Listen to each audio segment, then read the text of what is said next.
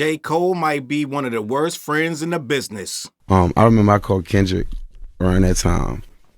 We talked about like we just had, that was at that time, and I remember like getting ready to have my child. I talked to Cole. That was probably the only 2 times I really leaned on an industry person. You know, so.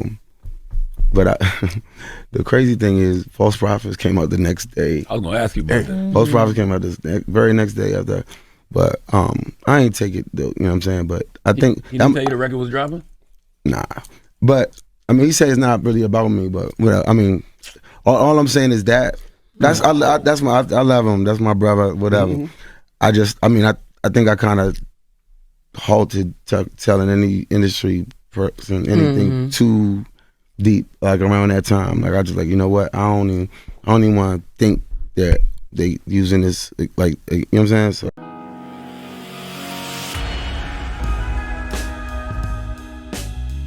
What up, words boy Charles Brown back again, talking facts. Hit that like button, hit the subscribe, hit notification bell. Keep sending those Cashaps to CLBMG. Join the membership, and are you buying that merch down below? Gang, listen, J. Cole is showing his true colors without saying a word. What we're doing recently, what we're starting to see is a lot of people are opening up about what J. Cole has done and said, and he's shown us who he is time and time again by flipping and flopping and doing all kind of dances on this side, then back on that side. We've seen him do open love letters to Drake, meanwhile trying to console Kendrick for whatever he said to him and apologize and tell everybody that Kendrick is the best. We've seen him now get sued by Cameron for allegedly not turning in his verse in time or whatever. End of the day, they made a deal and J. Cole didn't live up to it. I told you on my last video, yes, it's whack to sue somebody, but at the end of the day, it's also whack for you not to do what you say and be a man of your word. J. Cole is showing slowly but surely he's having a tough time being a man of his word. Remember, he flipped on Lil Yachty and all of a sudden, when he got an interview with Lil Yachty, his whole story changed and he didn't diss all the littles, right? So I want to talk about this because we all know Wale is emotional. We've known this for years. That's been one of the key elements to Wale not being successful. Someone had to remind me and remind us, right, that Wale once was in that Big Four conversation. At one point, it was supposed to be, I'm just going to be honest, not in my eyes, but to a lot of people who was in this space that followed him. They were saying Wale, Kendrick, Cole, and Drake was supposed to be some type of super duper force to reckon with in hip hop. So at one point, Wale was very highly regarded as a problem in this hip hop thing. Okay, so to see where it's come now, where Wale is dropping an album and he literally has to do this press run and roll out to get any type of buzz or anything for the album. Let's just be honest, a lot of people don't remember Wale. Let's keep it a buck. I mean, the people that really he needs to know who he is, to go out and stream this album and buy this album and support this album, he's either giving people a refresher course or, like the Cashapp fans, they don't even know who he is, so he's teaching them who he is. But at the end of the day, what Wale is doing, he's doing a fantastic rollout because he's everywhere all at once, and he's once again just being himself, telling his truth, telling his story, and being just a guy that's kind of an open book. All right, let's say it like that. And a lot of people respect Wale. I have not heard the album yet. I haven't put it on yet. I don't know if it's out. I think it is out. A lot of people saying that they've heard it and it's good. I'll give it a shot. You know what I'm saying? I'll see what's going on with it. I don't play a lot of Wale. I'm just gonna be honest. But end of the day, right now in this resurgence of hip hop, I'm giving everything a try, gang. I listen to Chance the Rapper, and I do not listen to Chance. And Chance had a really good album. As a matter of fact, Chance had one of the most stunning surprises of the year. It was a super deep, a very complex album, I thought. So I give Chance the Rapper his props for that, right? And Wale, I'm gonna listen to it and see what happens. Wale is from my hometown. We're from the same area. We are both from Washington, D.C., Maryland, Virginia, DMV area, right? And Wale was around when I'm a little older than Wale, but Wale was around back then when I was doing my little 1-2-1-2. So I know who Wale is at the end of the day. And I don't have any problem with Wale as a person. I have heard some really weird stories and some awful takes that Wale isn't as pleasant as he may come off in some of these interviews. I've heard quite a few stories that Wale can kind of be like a jerk, but I'm gonna leave that right there. I don't know for sure, so I can't say. I just know what I've been told, right? I told you I used to do promotions and I've heard a couple things, okay? But at the end of the day, what I do know about Wale is Wale stunted his own growth by being so emotional. Every time I turn around, Wale for the last 10 years since the end, I think Twitter been out for 20 years, so at least 12 or 13 of them years, Wale been on Twitter, and Wale has been responding to this, that, and the third. And it ain't cool when you look at your rapper and he's always on Twitter. A lot of rappers I lost a lot of confidence in.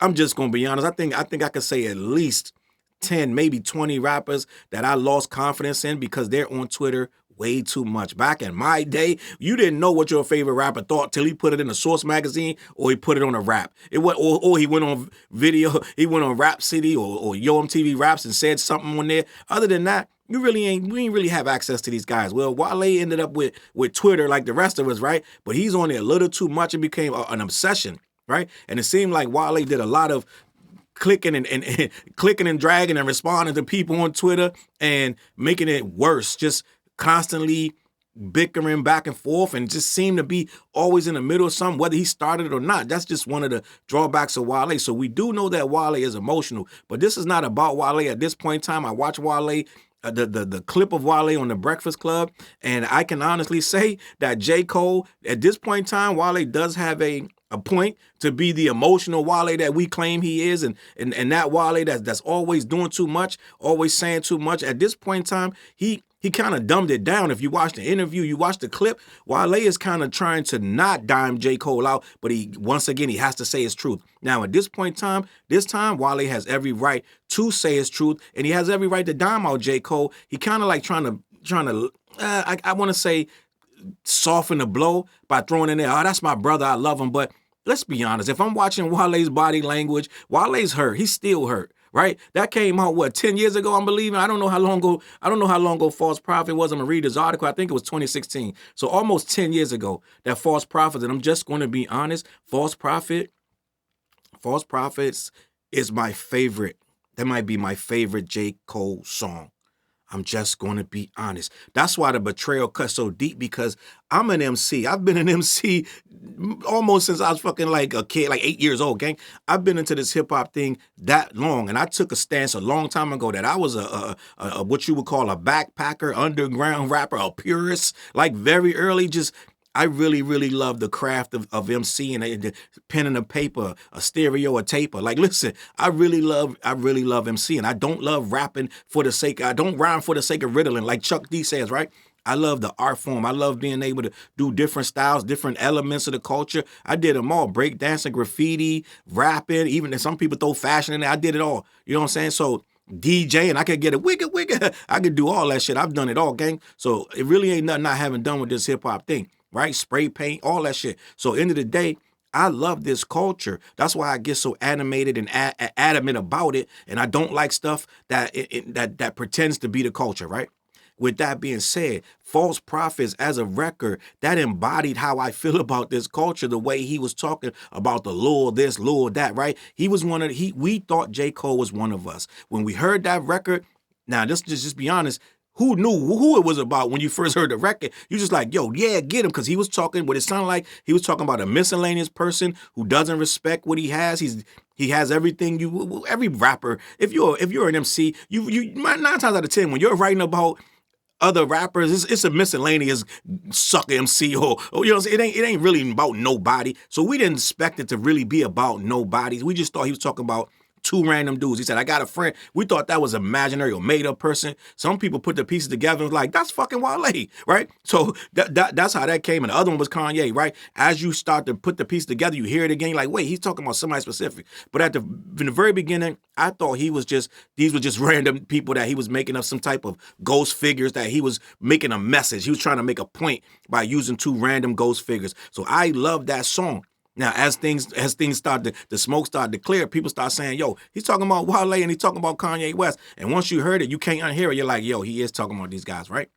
and the little this, little that. This was when that SoundCloud era was popping, and we thought J. Cole was one of us because he was dissing the SoundCloud. He was dissing them. Let's just be honest. I know it's hard to believe, gang, but you can say what you want. But us backpackers and purists and the so-called old heads, listen, I'm gonna keep it a buck with you. We wasn't rocking with that SoundCloud stuff. I'm just gonna be honest. So when J. Cole came out, literally dissing all the lures, this lure, that, we was rocking with it. That was we had that song on repeat, the video, everything. We're like, he's so free. He's so freaking. This guy was on a bus. Like, everything about that video was just dope, gang. I'm just gonna be honest. So we thought, nah, no disrespect to you SoundCloud loving guys. It is what it is. We did finally come around, right? We finally came around with, as we started to open our ears and started to realize, okay, some of the stuff is all right, some of the stuff not bad, but you got to think, man, we some boom bap heads, we some purists, we just came through a whole 15, 20 years of just, we had Wu-Tang gang, we had DMX, we had Jay-Z. We was not going to rock with that little stuff with all this crazy colors in their hair and all this nonsense. So it took us a minute, but we came around, right? End of the day, J. Cole, we thought he was standing for us, and he took a stand on the SoundCloud rappers, this, that, and the third, right? And then he sat down with Lil Yachty and copped a whole plea, right? He did like Eminem said, he did a 180, right? Then he turned on us and we were like, yo, what the F with this guy, right? In the end of the day, Cole has been showing a penchant for kind of low-key trying to play both sides, and that's the perfect example. The False Prophets record, we revered it. Everybody was doing high fives and handstands and all real rappers back. That's one of them times we was talking all that real rappers back bullshit, right? So end of the day, a long story short, Wale knew exactly who it was about when he first heard it, right? Wale caught the brunt of the missile soon as J. Cole launched it. But what he says was he was talking to J. Cole the night before, and the dude never said that he wrote this joint or was about to release it. He didn't know nothing about it. And Wale literally looks hurt. He's still hurt, gang. Like in this clip with Charlamagne, of course, Charlamagne's like, what about False Prophet? He got it perfect time, and finally, right? Finally gave the right question at the right time. So what Wale is basically telling you is him and Kendrick, J. Cole and Kendrick were the only two people he opened up and confided in. And J. Cole ripped that from this man. This man was so hurt, he never told another industry person a secret or confided in them again. Right? And if you listen to this record, you listen to this verse that J. Cole said, he really, really did kind of dime him out. He kind of used it against him, and it's just an awful human being to take somebody. This is why people are standoffish and they're guarded, right? I'm guarded to a lot of these motherfuckers. You ain't gonna know. I ain't gonna tell you shit, right? You know what I'm saying? Unless I want to, right? End of the day, people guard themselves from this exact thing.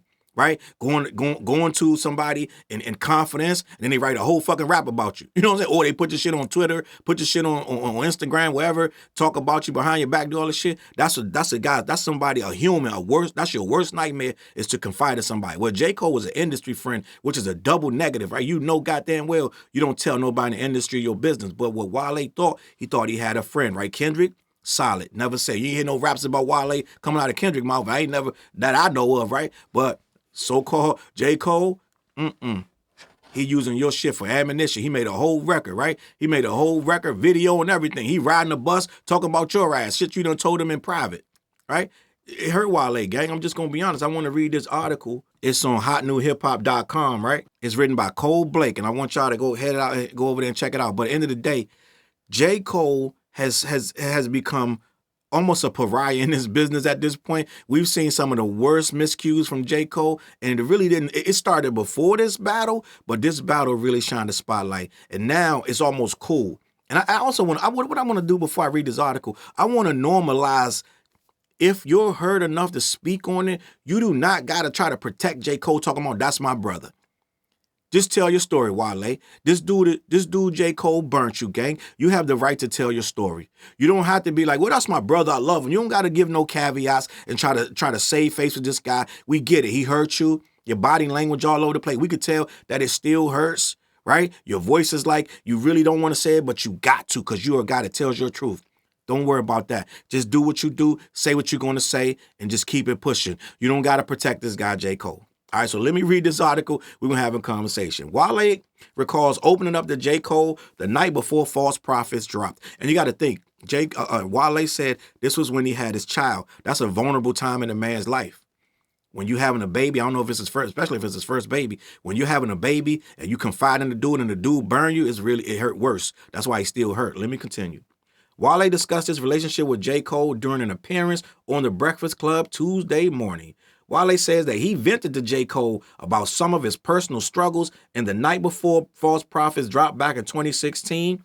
At the time, many fans quickly interpreted one of the verses to be about their relationship. Now, I told you, I was slow on that. I got the Kanye one pretty quick because I was like, he talking about Kanye. I didn't know they were friends. Him and Wale was friends like that for him to say I got a friend. So I had people coming online saying, yo, it's about Wale. Then I went back and listened to it. I was like, oh shit, this is about Wale. Wale, this everything on this thing sound like Wale, sound like what he do. We already know he does all this. It wasn't even like no secret shit. It's just like you piece it together. Oh damn, it's Wale. It is what it is. Let me continue. On the song, Cole references a friend who was struggling with the perceived lack of appreciation in the music industry.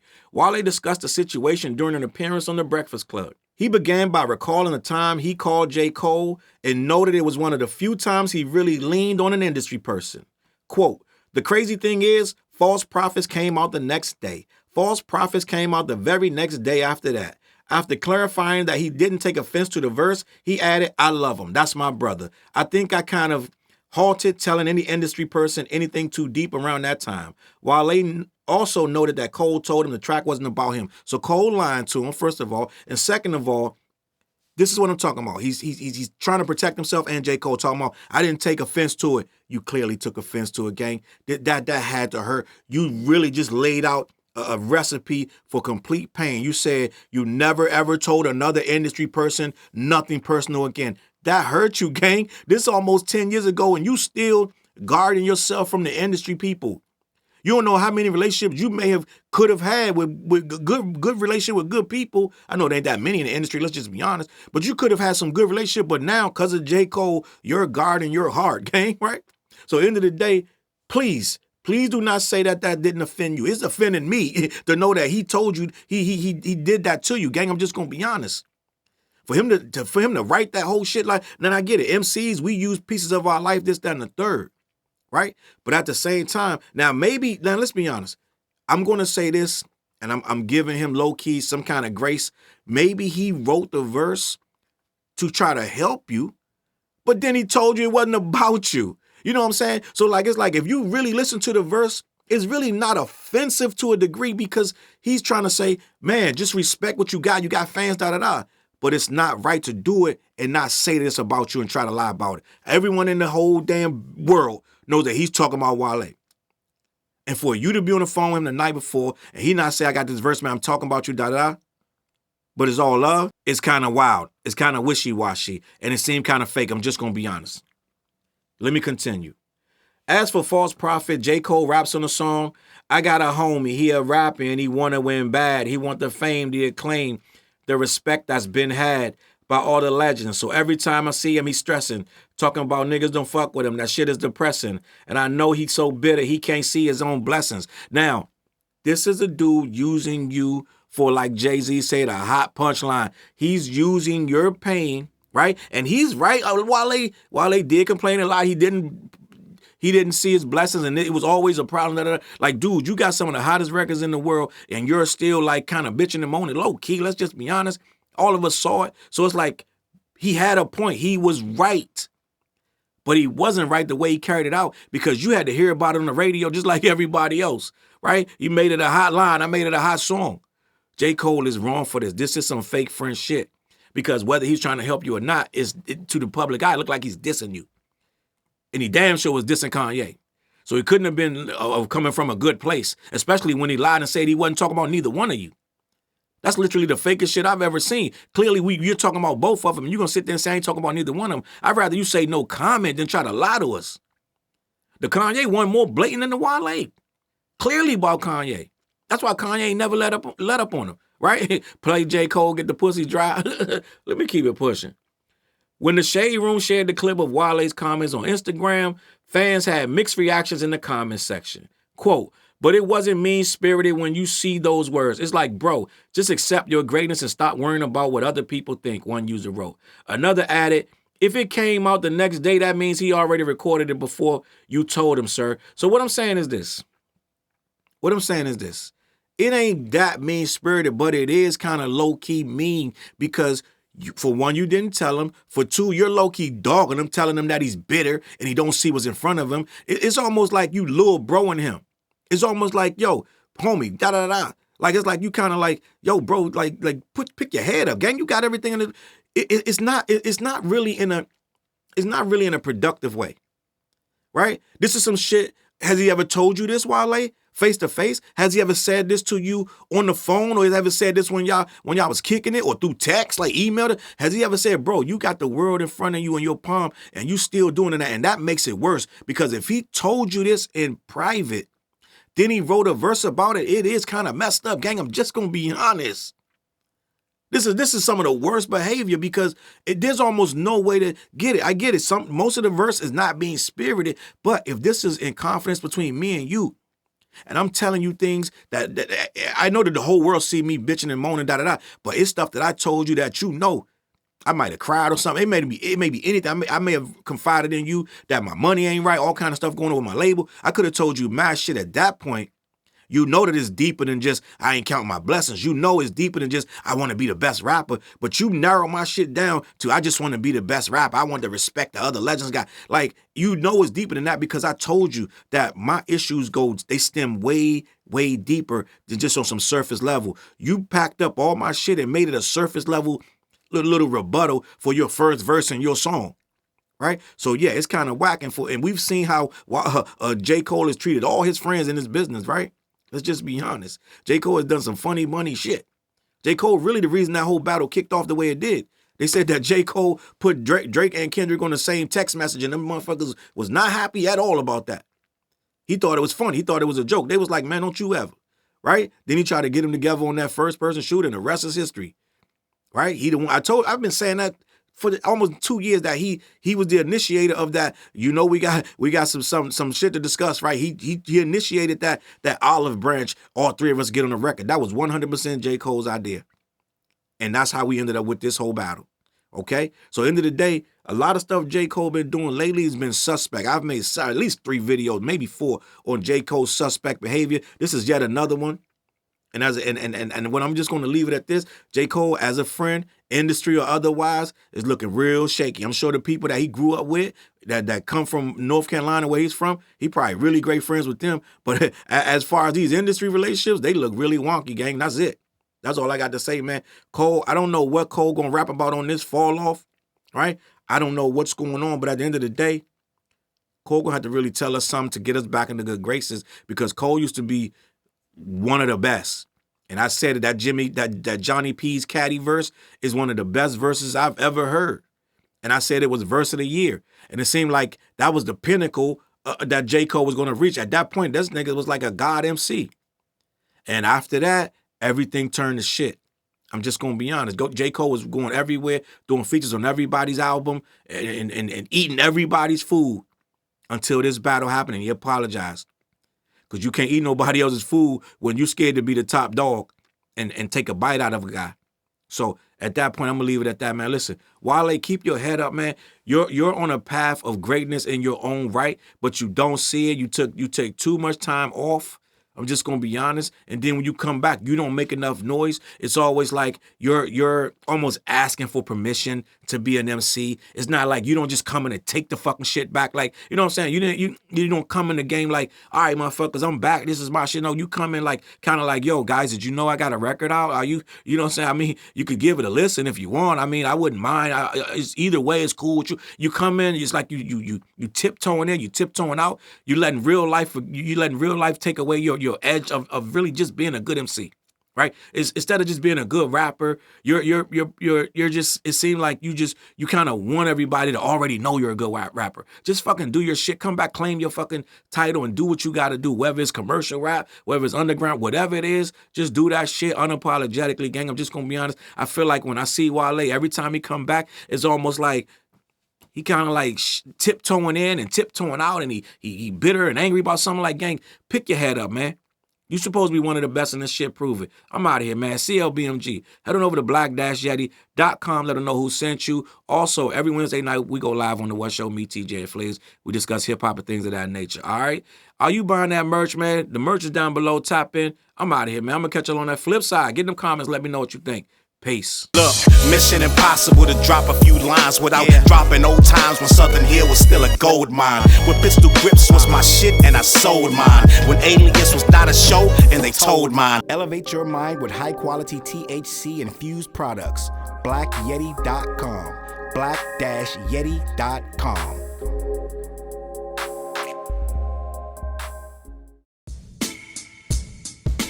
CLB. Get my coat, get my sheepskin, grab my wallet, get my pocket knife, and get that hat right there. We out. Grab my pocket knife too. Let's go.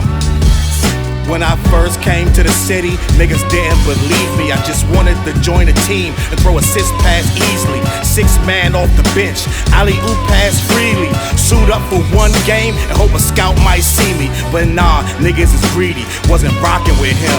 Unplugged the scoreboard, put a lock on the gym. Told me to power forward, point guard at the rim. And left me with no center and a ball full of phlegm. Not knowing that I'm a dog, a Rottweiler within. With the heart of a pit bull that don't bark for pretend. My bites cut deep, break the bone and the skin. With the level of hustlenomics you do not comprehend. So first I took a block down on the west side end. And then secured a spot with some goons and some kin. And then sent out some flyers, let the games begin. And in 6 months time, the city like that's him. Oh yeah, he the one that moved the hustle to the burbs. And yeah, he the one that knocked the hustlers off the curb. And yeah, he the one that set up shop without a word. And he the one that got it cracking. And all he did was rapping by the Hooters. I kept killers from being shooters. Put a mic in a thug's hand, now he loyal like past fans. Take a man off the streets past the needles and crack cans. Promise mama to keep him safe, then put some food in his face and he'll kill for you. But I don't need him for that. Click like, click share, tell them bitches we back. Share the whole location, tell them niggas where we at. Cause we out here and we ain't the cheese, we the trap.